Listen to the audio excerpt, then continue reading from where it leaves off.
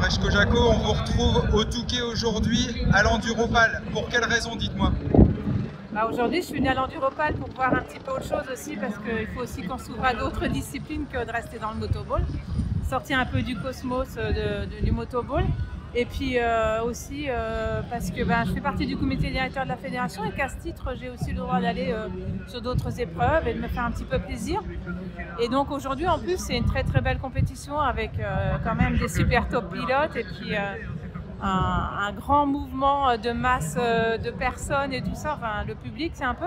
Je retrouve un peu l'ambiance du motoball en termes de public. Donc non, j'aime bien. Voilà. Puis, comme dit, je vois aussi d'autres choses et ça me fait du bien. Vous disiez que la saison de motoball, qui est encore loin de débuter, allait être riche. Est-ce que vous pouvez nous en dire un petit peu plus? Oui, bien sûr, cette année, comme toutes les années, on va avoir des matchs en plus parce qu'on a créé une petite compétition en plus pour avoir du temps de jeu en plus pour toutes les équipes. Et puis, on a surtout à finaliser le championnat d'Europe. Le championnat d'Europe qui va être organisé par la France cette année à Oulgat. À la base, ça devait être fait à 3. Malheureusement, avec ce qui s'est passé, ce n'est que partie remise. Ça sera un jour à 3. Il n'y a pas de raison. Néanmoins, en 2024, ce sera l'échéance Oulgat. Donc du 20 au 24 août à Oulgat, avec un championnat d'Europe et junior et senior. Avec un championnat d'Europe qui sera avec combien d'équipes? Parce que les équipes internationales russes, biélorusses, elles peuvent être là. Comment ça se passe? Alors, vous militez pour leur présence? Alors moi je dis que dans le sport, moi j'arrive pas à mélanger le sport et la politique. Moi j'aimerais bien, dans un monde idéal, que tout le monde puisse participer. Je pense que là, géopolitiquement, ça va être compliqué. Moi après, je n'ai pas la baguette magique pour régler tous les problèmes non plus politiques. Néanmoins, on essaye de faire en sorte que l'Ukraine puisse au moins participer s'il le souhaite. Donc il semblerait qu'il y ait des petites avancées par rapport à ça. Donc ça ferait la Hollande, la France, l'Allemagne, l'Ukraine, j'espère que j'ai oublié personne. Non, il n'y aura pas la Biélorussie, les Pays-Bas, voilà. Moi j'avais dit la Hollande, non. Enfin, bref. Et du coup, j'espère qu'on arrivera à accrocher les Ukrainiens. La Lituanie peut-être, non? Voilà, c'est ça, la Lituanie. Je me disais bien, j'ai oublié quelqu'un. Donc je m'excuse si j'ai... Voilà. Mais non, on va essayer de faire au plus possible, le plus riche possible, pour avoir une grande diversité au niveau des jeux. Et puis que ça soit une belle fête du motoball, comme c'est toujours le cas pour les championnats d'Europe. Mais alors pourquoi Oulgat et pourquoi pas 3? Alors pourquoi Oulgat et pourquoi pas 3? Parce que 3, nous avions déjà depuis de nombreuses années candidaté, posé candidature, acte de candidature. Et ça a été reporté parce qu'il y avait les travaux prévus sur la future tribune.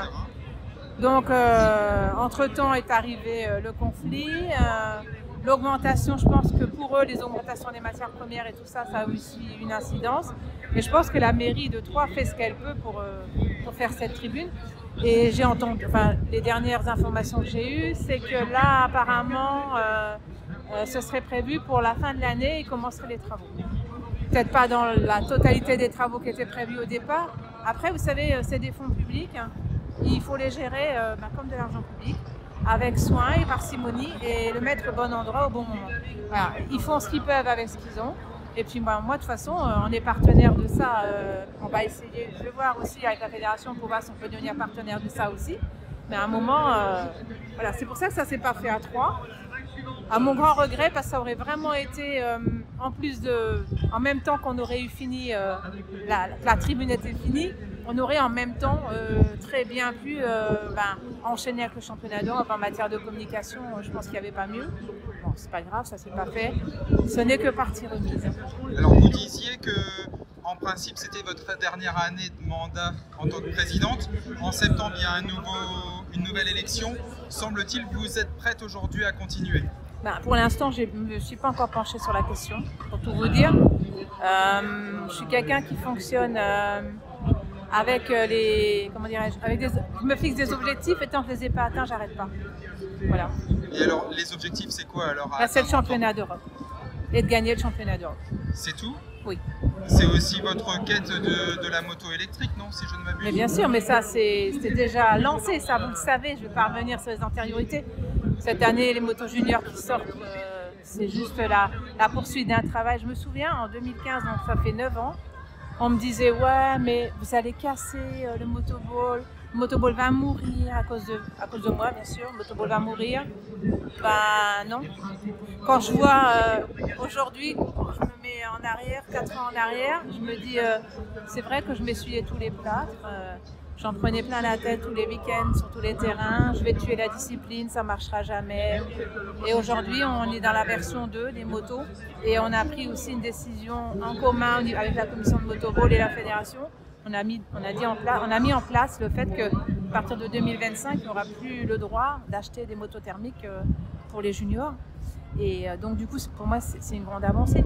Surtout qu'on sait que les motos électriques qui sont déjà aujourd'hui, qui tournent et qui roulent régulièrement, c'est 0 entretien. Ça coûte 0 mécanicien, ça coûte très peu en électricité, à part des pédales de frein à changer, des freins à changer et des pédales de temps en temps, c'est tout. Il n'y a plus rien. Donc quelque part, il y a aussi un aspect économique. Et c'est aussi l'économie qui va permettre à nos clubs de pouvoir persévérer. Comment la discipline se porte, vous trouvez aujourd'hui? Elle se porte plutôt pas mal? Moi, je trouve qu'elle se porte plutôt pas mal. On a travaillé beaucoup avec mes équipes, avec le motoball, avec la commission de motoball, avec des membres qui ont été renouvelés, c'est normal. Il y en a qui partent, il y en a qui arrêtent, il y en a qui font autre chose, pas de problème. Mais on a toujours eu une façon de travailler qui a fait qu'on avançait toujours. Et surtout, on est à l'écoute de nos clubs et à l'écoute des gens qui veulent bien nous donner des bons conseils. Mais il n'y a pas de problème. Hein. Moi, je trouve qu'on a beaucoup avancé. On a beaucoup évolué. Ouais. Donc vous êtes une présidente heureuse de commission, heureuse, qui va continuer? Ça, après, monsieur Athènes, vous voulez me faire dire des choses que je n'ai peut-être pas envie de dire. Hein. Voilà. Pour l'instant, je vous ai dit stratégiquement, il n'y a pas de stratégie, je ne suis pas quelqu'un qui est dans la stratégie. Si je pars, vous le saurez suffisamment tôt, je vous en informerai. Malgré que je n'ai pas toujours été contente et des fois des articles que vous faites. Mais je pense qu'on a quand même un respect d'humain entre nous et de communication et je vous informerai s'il se passe quoi que ce soit. Vous savez, je vous ai dit, précédemment, j'avais des soucis de santé à l'époque. J'étais très fatiguée, je ne pensais pas que j'allais pouvoir continuer la charge.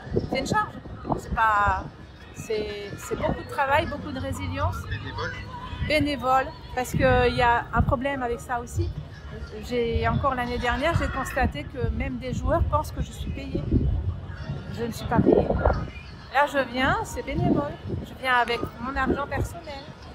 Voilà. En tout cas, le fait d'aller mieux physiquement, comme vous l'avez dit, ça vous encourage aussi à continuer à mener des travaux et vos missions. Voilà. Pour l'instant, je pense qu'il faut y aller step par step. C'est dans la vie normale, hein, en fait. C'est juste ça. On se lève, on avance. Et puis après, on voit. Et comme je vous ai dit, si je prends une décision, quelle qu'elle soit, parce que ça va se faire quand même rapidement. Donc, moi, pour l'instant, je prépare ma saison. J'ai du boulot. Donc, on va se mettre à ça. Si je prends une décision autre, je vous en informerai. Vous serez pas le premier, mais dans les premiers.